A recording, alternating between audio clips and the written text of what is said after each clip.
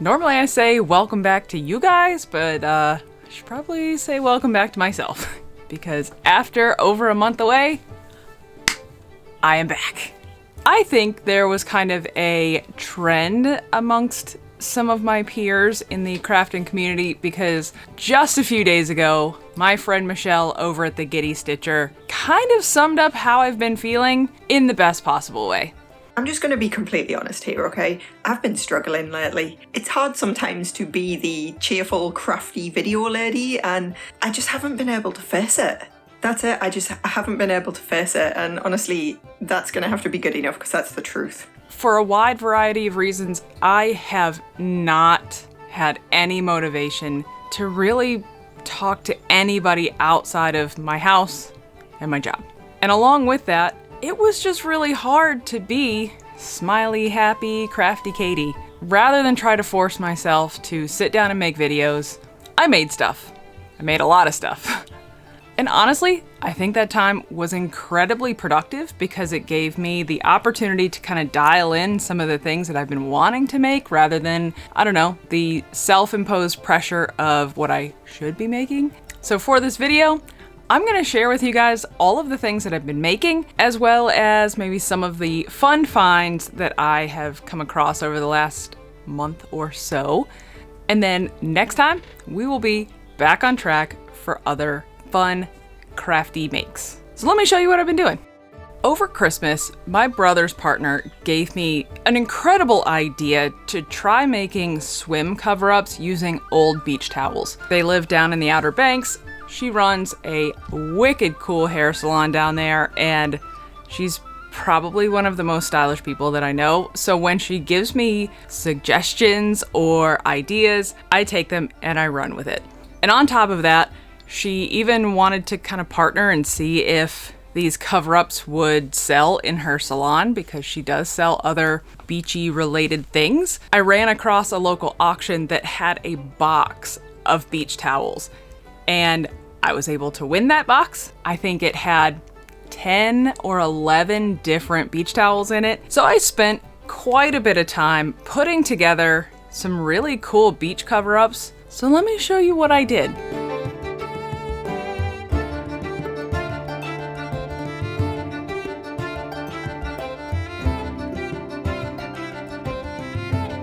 All of these were made with that really simple shirt bodice pattern that I showed you in a last video, and I added a hood and generally some ties to it, and I think all of them turned out really freaking cool. Along with that, this rainbow shark print I actually got from Sew by Sew. They do dead stock fabrics, and this is a cotton polyester fleece. I just couldn't pass it up. As soon as I saw it on her Instagram, I knew that I had to make one of these vests out of that fabric. And honestly, it's one of my favorite ones that I made. If you find yourself in the Outer Banks and you are interested in picking up any of these, they will be at the Salt Hair Salon in Nags Head, North Carolina. If you're on vacation, go check her out because she and her stylist are all insanely talented. I have also really gotten into trying to make the perfect pair of elastic waist pants. I see these every summer and I always kind of struggle with whether or not I want to put them in my wardrobe. I also don't want to pay for them. So in my video making hiatus, I decided I'm going to try and perfect this pattern as much as possible. And I think I'm pretty dang close. Take a look at some of the pants that I've created so far.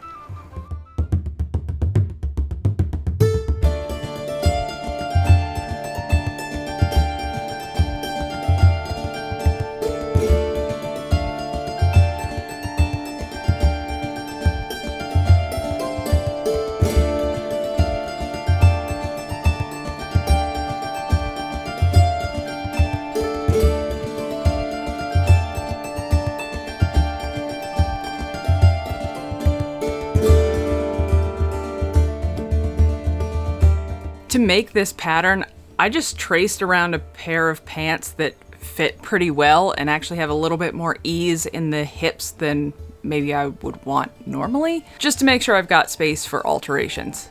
And that hyper-focus trail took me into the idea of, I'm doing all these beach towel swim cover-ups, why not do some shorts? So with some of my extra beach towels, I threw together some beach towel swim cover-up shorts. I think I need a better name for them, but I am thrilled with these. I think they are so freaking cute, and to throw on over a bathing suit, I think would be perfect. Along with all of the making, I have also done quite a bit more thrifting and secondhand shopping than I've done kind of all year. Back in January, I believe I promised you all that you were not going to see a haul for months. I don't think I've done one, so I want to show you some of the really cool secondhand things that I've picked up over the last month or so. I already showed you the box of towels that I got at an auction, which was a steal. I think I only paid $2 or $3 a piece for all of those towels. But in the same auction, I won this box of fabrics. In the pictures, all I could see was corduroy and what I thought were some wools, but I wasn't sure. I bid on it anyway, and I won. And as soon as I put my hands on it, I knew for sure that this was not just corduroy, but wool plaids and some just solid color wool. I think I paid $60 for the whole box. I haven't even counted up how many yards of fabric are in there, but it's a lot of fabric. So if you have any ideas for what to do with any of these pieces of fabric, put it down below, because I am in the mood for some ideas. I was also able to make it down to the bins near Richmond, and I found a couple of really cool things. The first of which, check this out. Look at my new Vans. I call them my banana Vans, but they're pretty much brand new, and I paid $3.50 for them. I've also wanted to try making some kind of lacy tops or cover-ups using lace. So just recently I found this guy. It's got this really nice scalloped edge, and I know it's fully polyester, but I think it'll be a really good test run to see if I like making these and to see if they're worth making in the first place. I also have a pretty big trip coming up in a couple of weeks. It has been 3 years in the making, and as time has gotten closer to departure, I've realized that I needed a new suitcase. I really want a hard shell, and I want something that is super small. I am a light packer, and if I can get something into a cube, basically, I am happy. So in my hunt for the perfect suitcase, I found a bunch of options on Amazon, and I did end up buying one, but immediately after that, I found this guy for 10 bucks. And I think I want to do a little makeover video with it. So let me show you. Look at how small he is. Whoever Peyton was, thank you for your suitcase. But it's just this super small cube. I am sure this is a small child's suitcase, but I don't care. It's going to look ridiculous being walked around the airport, but I really wanted the, the spinny wheels, and it's teeny. It's teeny tiny. I can put it as a carry-on and probably fit it under the seat in front of me if I needed to. So be on the lookout. I think we're gonna do a suitcase makeover. After one of my last hauls in January, somebody posted a comment that has lived rent-free in my brain, and it has made me kind of stop and rethink or why I feel the need to share the things that I find. And basically, the gist of the comment was that even though this was secondhand, it still kind of promotes consumerism and overbuying and buying things for the sake of buying things. And I don't disagree. Any kind of haul kind of promotes spending money when maybe you don't need to spend money. However, here is where my opinion, I think, differs from the commenters. What I find myself doing when I see other people's thrift hauls is it gives me hope that I too am going to find cool stuff. I know that I will never find exactly what they're finding, but if I see someone finding like really nice quilts or really cool dresses or whatever, it gives me some hope that I'm gonna find something like that too if I just kind of keep looking. And that's what keeps me from buying things brand new, because it's just easier to buy things new.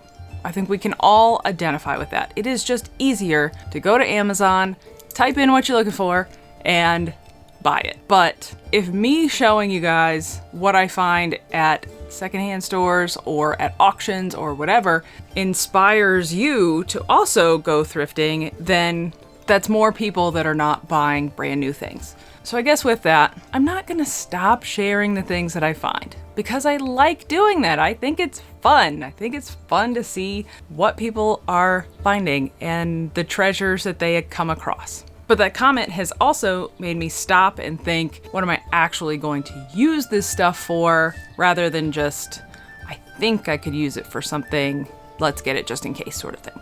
Whoever left me that comment, thank you. I really like it when things make me stop and think about the reasons why I'm doing what I'm doing. I may not change, but you have made it into my brain, which I kind of like. I gotta see if there's anything else, because I know there is.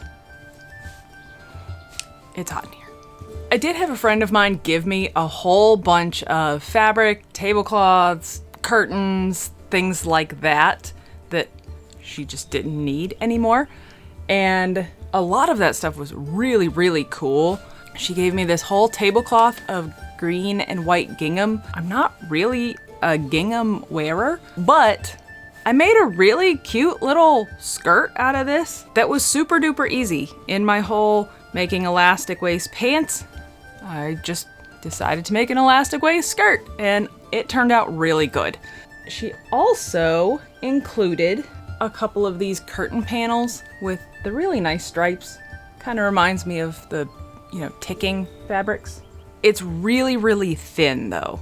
So I was originally gonna make pants out of this, and I think that would still be nice, but you're gonna be able to see everything. So I'm trying to figure out what to do with this stuff. Maybe a nice shirt that is okay if it's a little sheer, maybe. So I think that's it for right now. Thank you all for sticking around this long. If you've kind of forgot that I existed, that's fine too. No problem. I will be back very soon with some pretty cool projects using some of the stuff that I found. Until then, thank you. Go do something really, really fun, and I will see you guys next time. Bye.